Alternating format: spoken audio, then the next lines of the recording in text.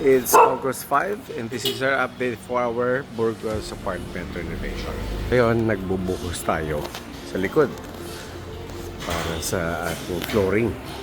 Ayan, mga bagong deliveries para sa ating pagbuhos. Ito, ayusin yan. Lalaki ng mga tubo at mga wires para mag-conform sa plan ang electric plan ng ating apartment. Ito yung ating additional CHVs para sa ating perimeter wall.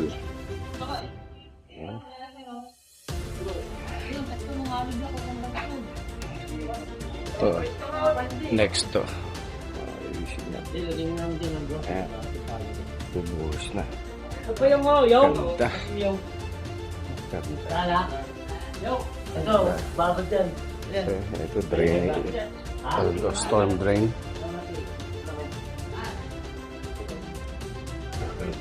Drain yan sa storm drain sa taas. Kalag. Ayan, nag-asintada na dito.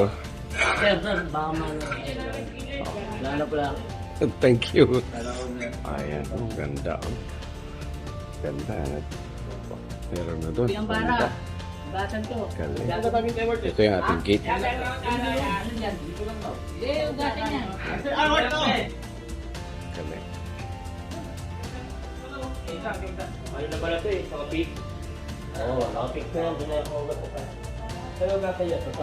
So, ayusin to.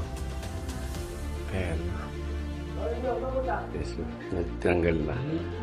Straight mo dyan. Ayan. Ayusin na lang dito yung ating ceiling ulit. Sasarayan. Ito yung old na pillar. Pinatagal na para dire-diretso na yan. Ganda. Ganda na. So dito, nilalagay dito lang pinto. Or baka dito ko palagay yung pinto. Kasi dito may fire escape dyan. Dito sa area yan. So it's either there or here. Alam mo dito. Tapos dito yung pinto. Emergency exit ng pinto to para makalabas nyo dito. Pwede pumunta doon.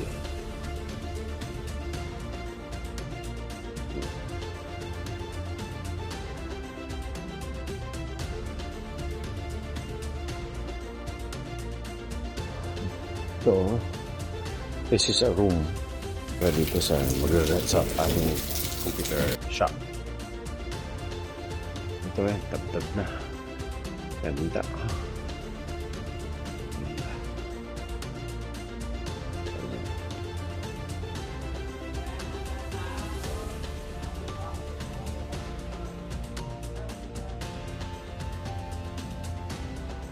Sa taas naman.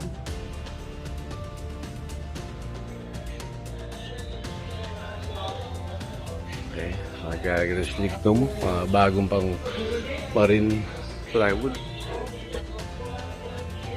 Yan, bagong door. Ayan, bagong door, kakapit dito yan. Ayan, isang door with smart lock. Ganda na dito.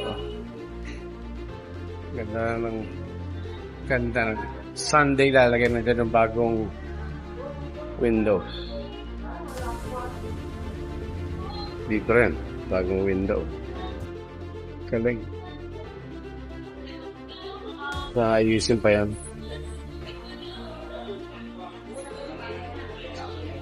Galing. Another room. Galing.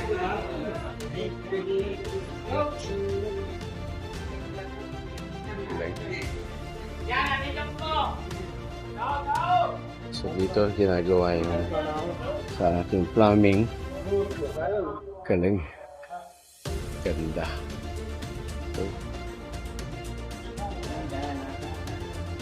Linis. So, sinasarado na itong room na ito.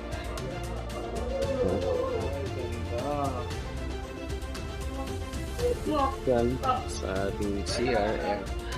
Naayos yung mga tiles. Ito, linis. Okay, so today is August 5 and this is our update for our Burgos apartment renovation. Till next time.